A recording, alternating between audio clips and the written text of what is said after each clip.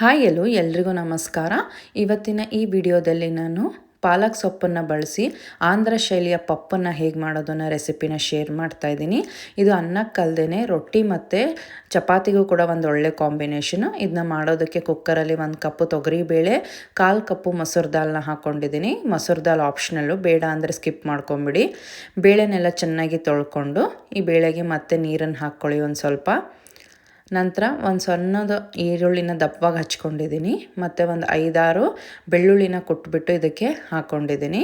ಖಾರಕ್ಕೆ ಬೇಕಾದಷ್ಟು ಹಸಿಮೆಣ್ಸಿನ್ಕಾಯಿನ ಸೀಳ್ಬಿಟ್ಟು ಹಾಕ್ಕೋತಾ ಇದ್ದೀನಿ. ನಿಮ್ಮ ಖಾರಕ್ಕೆ ತಕ್ಕಂಗೆ ನೀವು ಅಡ್ಜಸ್ಟ್ ಮಾಡ್ಕೊಳ್ಳಿ. ಮತ್ತು 1 ಟೊಮ್ಯಾಟೋನ ಹಚ್ಬಿಟ್ಟು ಹಾಕ್ಕೊಂಡಿದ್ದೀನಿ. 1 ಕಟ್ಟು ಪಾಲಕ್ ಸೊಪ್ಪನ್ನ ಚೆನ್ನಾಗಿ ತೊಳ್ಕೊಂಬಿಟ್ಟು ಸಣ್ಣದಾಗಿ ಹಚ್ಚಿ ಹಾಕೋತಾ ಇದ್ದೀನಿ.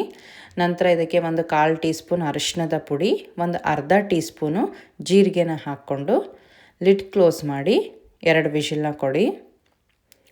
ಈಗ ಕುಕ್ಕರ್ ಪೂರ್ತಿ ತಣ್ಣಗಾದಮೇಲೆ ನಾನು ಲಿಡ್ನ ಓಪನ್ ಮಾಡ್ತಾಯಿದ್ದೀನಿ. ನೋಡಿ, ಬೇಳೆ ಎಲ್ಲ ಚೆನ್ನಾಗಿ ಬೆಂದಿದೆ.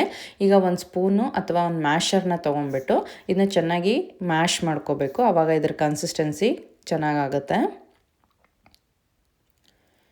ಇದು ಚೆನ್ನಾಗಿ ಎಲ್ಲ ಮ್ಯಾಶ್ ಆಗಿದ್ಮೇಲೆ ಇದಕ್ಕೆ ರುಚಿಗೆ ಬೇಕಾದಷ್ಟು ಉಪ್ಪು ಮತ್ತು ಒಂದು ಸಣ್ಣ ನಲ್ಲಿಕಾಯಿ ಗಾತ್ರದ ಹುಣಸೆ ಹಣ್ಣಿನ ರಸನ ಹಾಕೋತಾ ಇದ್ದೀನಿ.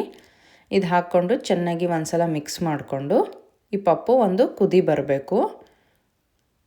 ನೋಡಿ, ಈಗ ಕುದಿ ಬಂದಿದೆ. ಈಗ ನಾವು ಒಗ್ಗರಣೆನ ಮಾಡ್ಕೊಳ್ಳೋಣ. ಅದಕ್ಕೆ ಇನ್ನೊಂದು ಪ್ಯಾನ್ನಲ್ಲಿ ಒಂದು ಸ್ವಲ್ಪ ಎಣ್ಣೆನ ಚೆನ್ನಾಗಿ ಕಾಸ್ಕೊಂಡು ಅದಕ್ಕೊಂದು ಸ್ವಲ್ಪ ಸಾಸಿವೆ ಆಗ್ತಿದ್ದಂಗೆ ಜೀರಿಗೆನ ಹಾಕ್ಕೊಳ್ಳಿ. ನಂತರ ಒಂದು 7-8 ಎಸಳು ಬೆಳ್ಳುಳ್ಳಿನ ಕುಟ್ಬಿಟ್ಟು ಹಾಕ್ಕೊಂಡಿದ್ದೀನಿ.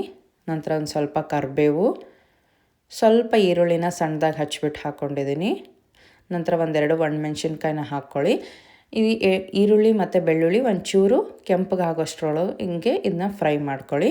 ಇದಕ್ಕೆ ನಾವೇನು ಬೇರೆ ಮಸಾಲ ಹಾಕಲ್ಲ. ಇದಕ್ಕೆ ಫ್ಲೇವರ್ ಅಂದ್ರೇ ಬೆಳ್ಳುಳ್ಳಿ. ಇದಕ್ಕೆ ಬೆಳ್ಳುಳ್ಳಿ ಜಾಸ್ತಿ ಹಾಕಿದಷ್ಟು ಜಾಸ್ತಿ ಚೆನ್ನಾಗಿರುತ್ತೆ. ಈಗ ಒಗ್ಗರಣೆ ಕೂಡ ರೆಡಿಯಾಗಿದೆ.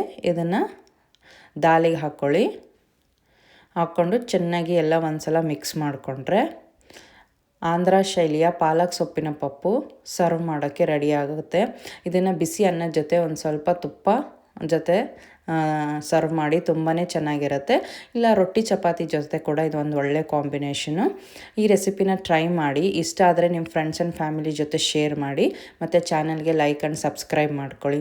ಇನ್ನು ನನ್ನ ಬೇರೆ ರೆಸಿಪೀಸ್ ನೀವು ನೋಡಬೇಕು ಅಂದರೆ ಸ್ಕ್ರೀನ್ ಮೇಲೆ ಬರ್ತಾ ಇರೋ ಲಿಂಕನ್ನು ನೀವು ಕ್ಲಿಕ್ ಮಾಡಿದರೆ ನೀವು ಆ ರೆಸಿಪೀಸನ್ನು ಕೂಡ ನೋಡ್ಕೋಬೋದು. Thank you.